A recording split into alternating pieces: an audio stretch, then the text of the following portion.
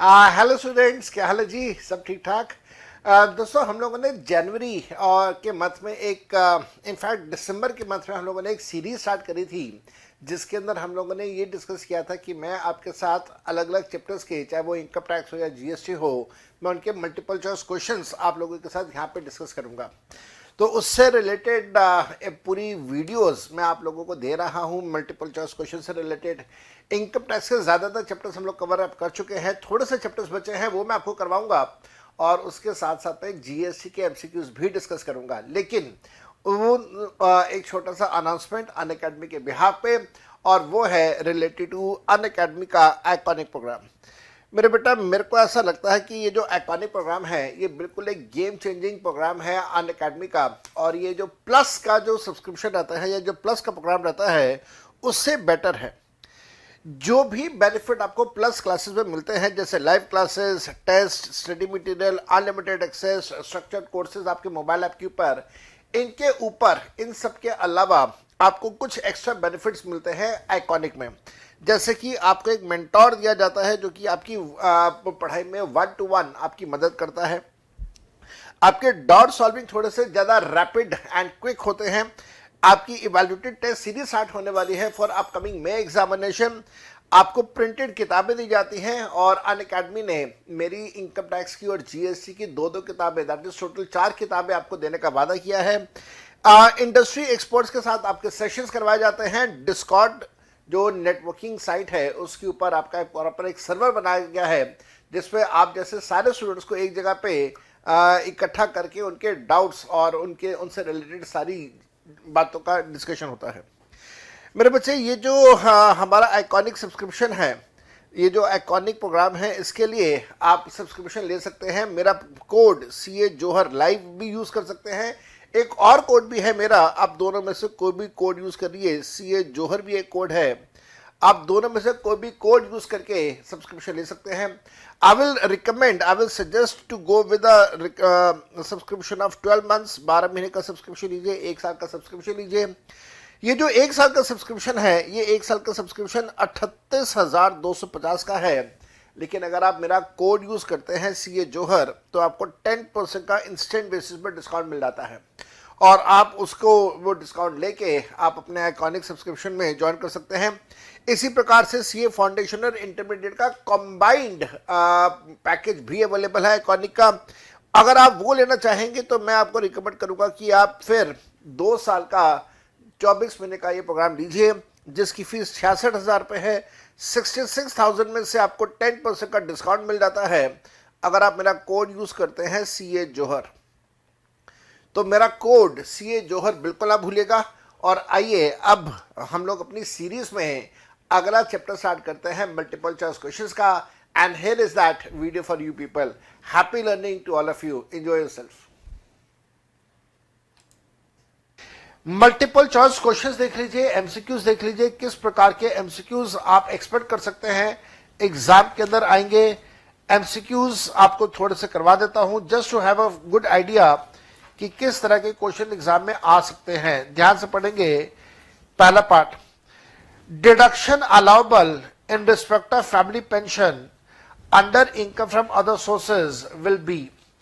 Family pension के case में कितना पैसा का डिडक्शन मिलेगा? डिडक्शन मिलेगा 15,000 रुपए या 1/3 of the family pension, which ever is lower. Question number 2, deduction in respect of interest on enhanced compensation of 1,50,000 रुपए। आसान हो गया। इंटरेस्ट ऑन इनहैंस्ड कंपनसेशन में 50% का डिडक्शन मिलता है। अगर 1,50,000 का 50% निकालूंगा तो 75,000 रुपए का डिडक्शन मिल जाएगा। Question number 3, the legal heir of a disease who has received the family pension is allowed a deduction from such family pension। Obviously बात है, घर परिवार वालों को डिडक्शन मिलेगा फैमिली पेंशन का, बिल्कुल मिलेगा। कितना मिलेगा? 1/3 या 15,000, which ever is lower, which ever is lower. Question number 4 कहता है bond washing transaction is given under section, इसका सेक्शन है section number 94। Question number 5, amount paid on account of current repairs of the machinery or plant or furniture which is given on rent dash as deduction under the head income from other sources, it will be allowed as deduction. So it is allowed as deduction while calculating income of other sources.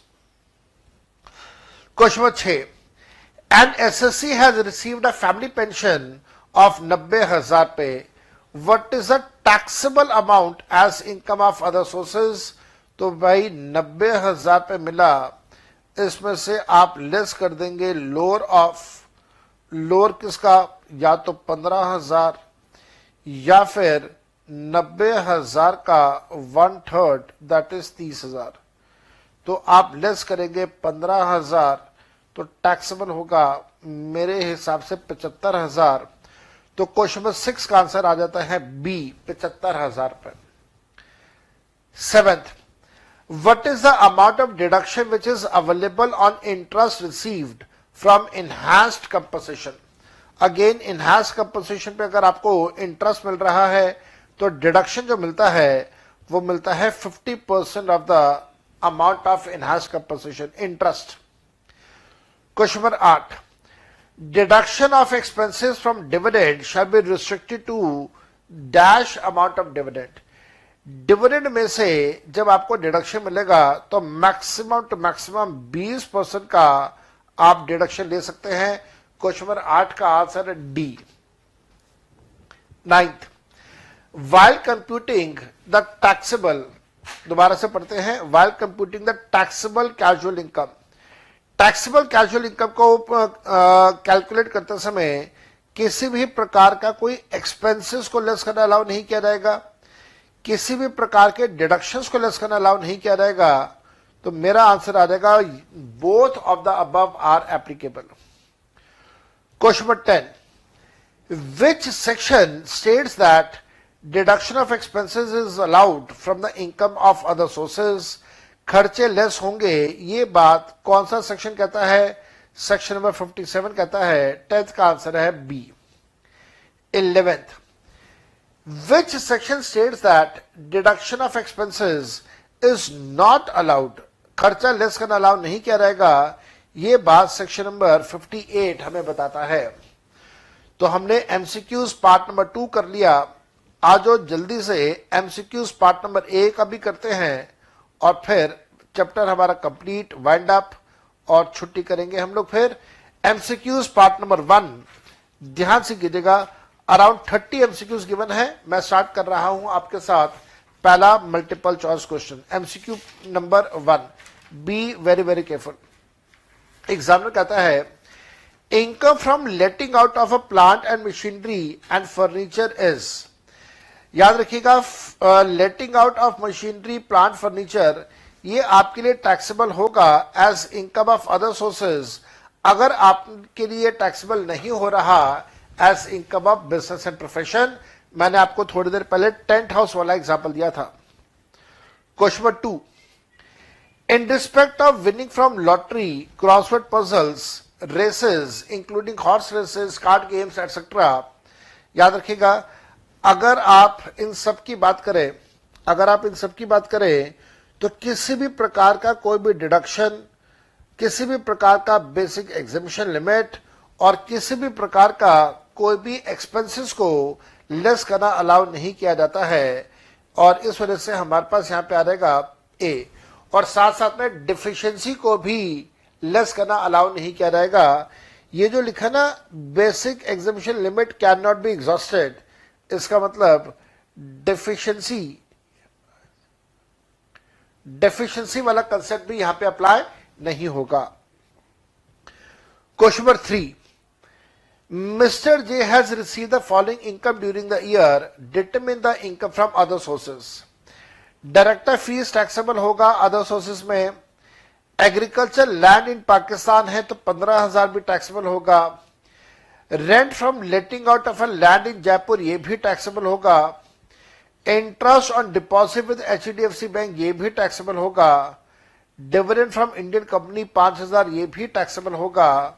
आप सबको add कर दीजिए, 5 + 15 जमा 20 जमा 1 जमा 5, मेरे हिसाब से 46,000 रुपीज आता है, और 46,000 रुपीज सारा का सारा टैक्सेबल होगा as income of other sources. Question number 4, which of the following income will be taxable as income from other sources, इनमें से कौन सी इनकम है जो अदर सोर्सेज में टैक्सेबल होगी? Purchase of a house from a husband for inadequate consideration, तो house है, इनएडिक्वेट कंसिडरेशन है, हाउस परचेज किया तो ये गिफ्ट की कैटेगरी में चला जाएगा, गिफ्ट की कैटेगरी में चला जाएगा, टैक्सेबल नहीं होगा, क्योंकि हस्बैंड से आप परचेज कर रहे हैं, रिलेटिव से आप परचेज कर रहे हैं। Purchase of a painting from a registered dealer at a invoice value which is less than the market value, आपको मैंने बताया था कि आप इसको मानेंगे एज अ बिजनेस डिस्काउंट, आप इसे एज अ बिजनेस डिस्काउंट मानेंगे और इसको भी आप कभी टैक्सेबल नहीं करेंगे। एंड देन आपके वो दिया हुआ है cash gift from a non resident friend on marriage anniversary, marriage anniversary है, इस वजह से ये टैक्सेबल होगा, और ये टैक्सेबल होगा as income of other sources. तो क्वेश्चन नंबर 4 का आंसर है c. Question number 5, mister A is engage in fertilizer trade and has received rent by subletting of a building. This subletting income will be taxable as, subletting of a building is always taxable as income of other sources.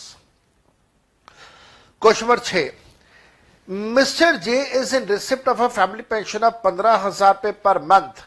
Income chargeable to tax will be, याद रखिएगा 15,000 को 12 से multiply करेंगे तो आएगा 1,80,000, 1,80,000 में से आपने लेस करना है 15,000 या फिर 1,80,000 का 1/3, तो मेरे ख्याल से 15,000 यहां पे लेस होगा, तो 165 आपकी इनकम आ जानी चाहिए। तो क्वेश्चन नंबर 6 का आंसर है c. Question number 7, question number 7 में वो कहता है, क्वेश्चन नंबर 7 में वो कहता है mister J traces, mister J ने ढूंढा, ट्रेस का मतलब होता है ढूंढना, तो mister J traces a missing girl by spending 20,000 पे, and for this he was awarded a sum of 1,20,000 पे। What is taxable as an award? तो याद रखिएगा this is a casual income, and casual income का पूरा पैसा taxable होगा, और आप कोई भी खर्चा लेस नहीं करेंगे, तो 120 में से आप एक्सपेंसेस को लेस ना करते हुए पूरे 120 को टैक्सेबल करेंगे। Question number 8, mister J died in a trade accident and after his death his family members were paid compensation of 5 lakh pay by the central government. They have spent 89,000 rupees on collecting this amount. In this case compensation is taxable to the extent of. यहां पे मेरा मानना यह होगा कि यह पैसा taxable नहीं होना चाहिए। क्यों नहीं होना चाहिए? This is what we call as capital receipts, this is what we call as capital receipts, और कैपिटल रिसिप्ट्स का पैसा कभी भी टैक्सेबल नहीं होता एज इनकम, इस वजह से ये टैक्सेबल नहीं होगा। और इसके साथ साथ में हम एग्जेम्प्टेड इनकम में जब जाएंगे तो एग्जेम्प्टेड इनकम में भी इसके बारे में कहीं ना कहीं चर्चा करेंगे कि क्या ये पैसा टैक्सेबल होगा या नहीं होगा। My answer at this moment is no, this amount is not to be taxed, ये बिल्कुल भी पैसा टैक्सेबल नहीं होगा। Question number 9, mister J has taken a house on rent and has sublet the same to mister D. तो subletting का पैसा taxable होगा as income of other sources. Question number 10, JGC private limited issued equity shares of 10 rupees each at 40 rupees per share। 10 की चीज है 40 पे issue करी है, दैट इज प्रीमियम पे इशू हुआ है। The market value the share was 25 rupees, तो आपने 40 में से 25 रुपए माइनस करते हुए 15 रुपए आपने टैक्सेबल करना है, और 15 रुपए को 1 लाख इक्विटी शेयर्स के साथ अगर आप मल्टीप्लाई कर देंगे तो 15 लाख का पैसा कंपनी के लिए टैक्सेबल होगा as income of other sources. Question number 11. Mr. J is a non-resident of India and has an age of 65 years. He wins a prize on lottery ticket on 30th August. The prize amount was 5,50,000 रुपये and he bought lottery ticket for 75,000 rupees. तो ध्यान रखिएगा 75,000 का आपने कोई treatment नहीं करना. Assuming that he had no other income chargeable to tax during the year, calculate his income tax liability. आपने उसकी इनकम टैक्स लायबिलिटी कैलकुलेट करनी है. आसान है. 5,50,000 का 30% लगा देना. कितना आ जाएगा? साथ साथ में कर देता हूं. 5,50,000 का 30% आता है 1,65,000 रुपये. और इस 1,65,000 के अंदर आप 4% और जोड़ दीजिए तो 6,600 रुपये जोड़ने के बाद ये अमाउंट आ जाता है 1,71,600. तो 171,600 क्वेश्चन नंबर 11 का आंसर आ जाता है B. Question number 12. When Mr. J retired from GGC Limited on 1st of January 2021, he was paid 5 lakh रुपए for not doing a competing business for next 5 years. Amount so received is chargeable to tax in the hands of Mr. J is. मैंने अभी थोड़ी देर पहले आपको बताया था अगर कोई कंपनसेशन का पैसा मिलता है फ्रॉम द एम्प्लॉयर तो ये पैसा आपके लिए टैक्सेबल होगा. और टैक्सेबल जब हमने करना है अदर सोर्सेज में तो अदर सोर्सेज में टैक्सेबल होगा 0. लेकिन ये पैसा हम लोग टैक्सेबल करेंगे in the chapter of salary as profit in lieu of salary. तो आंसर 12 का होगा हमारे पास एज 12 का आंसर होगा हमारे पास एज 5 लाख रुपए.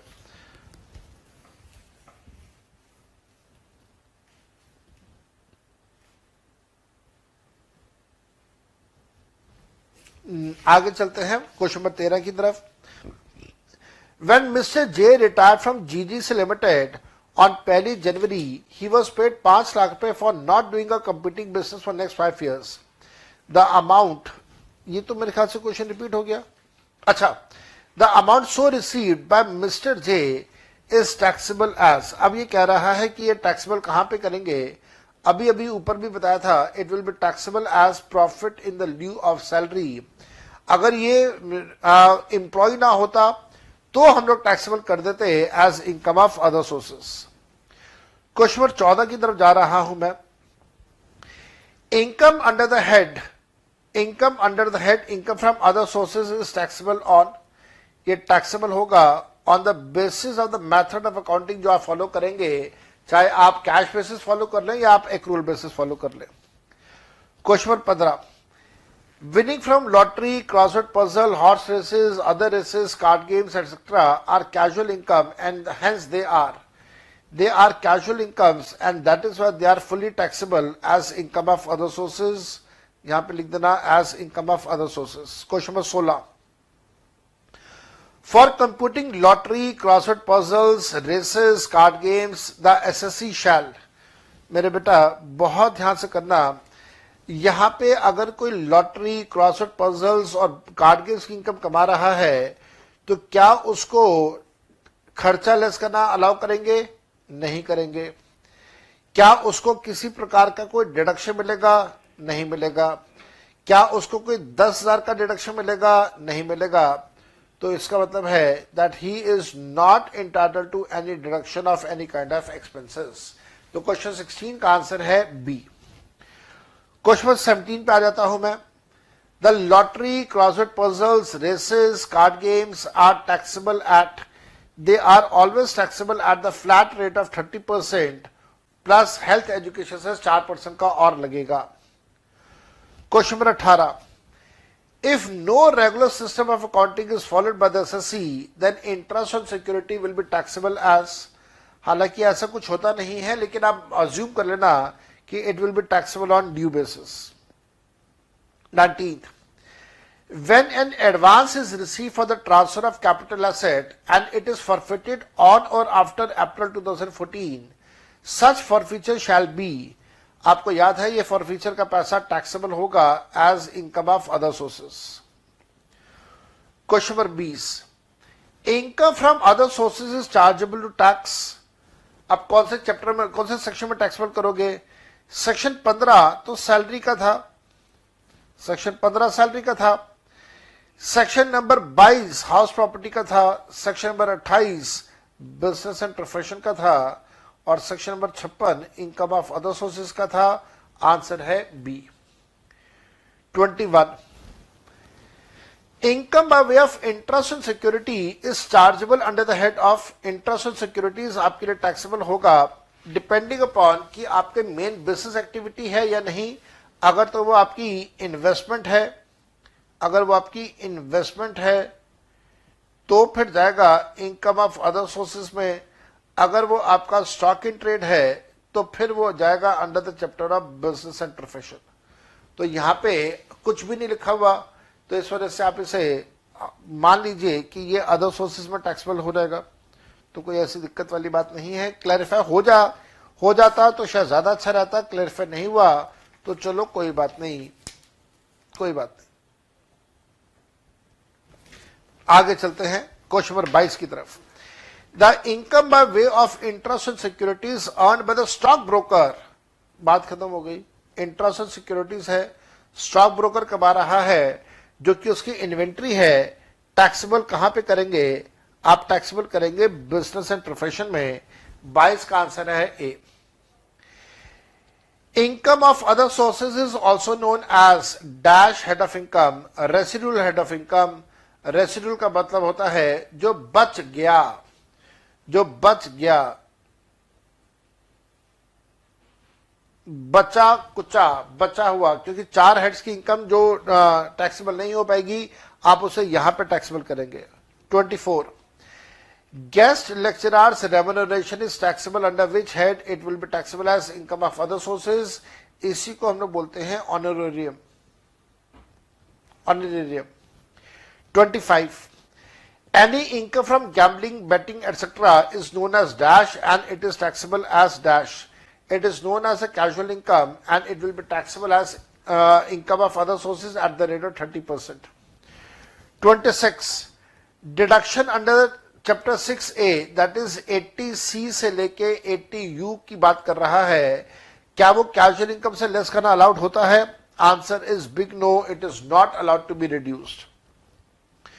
27, an SSC has received interest due to the late payment of compensation for the compulsory acquisition of a capital asset amounting to 10 lakh रुपए. What is the amount taxable as income of other sources? तो 10 लाख रुपए के तौर पे, 10 लाख रुपए के तौर पे उसको ये इंटरेस्ट मिला है और ये पैसा उसके लिए टैक्सेबल होगा 50%, दैट इज 5 लाख रुपए उसके लिए टैक्सेबल होगा। क्वेश्चन नंबर 27 के बाद question number 28, interest on post office savings bank account would be exempt from tax only up to dash for an individual account. Individual account है, इस वजह से 3500 तक एग्जेम्प्ट होगा।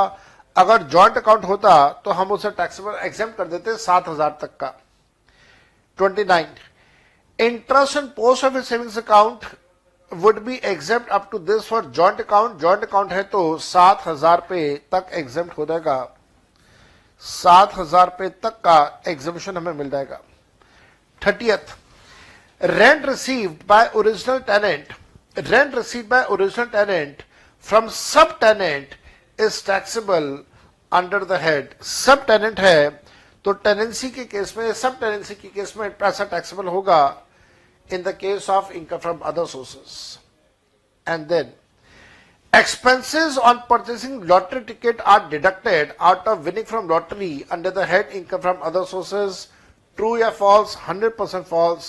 आपको कभी भी कोई भी खर्चा लेस करना अलाउ नहीं किया जाता है। Casual incomes are taxable under section, all casual incomes are taxable under section 115BB.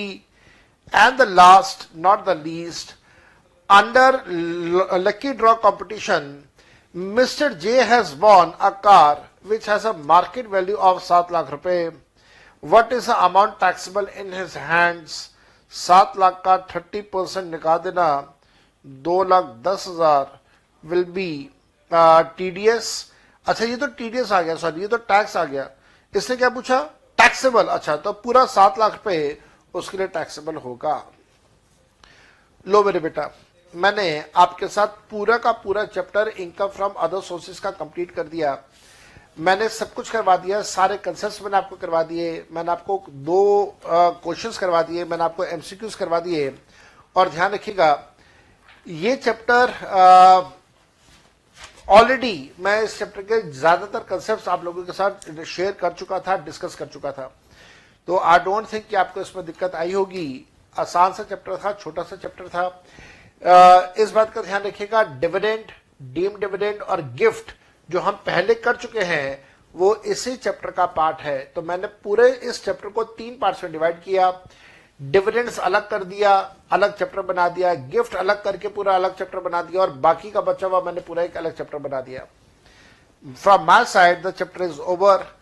Bye bye and enjoy yourself. We are left with very small few chapters, वो भी हम लोग बहुत बहुत जल्दी अपने कंप्लीट कर लेंगे। Till the time I meet you again, bye bye and enjoy yourself.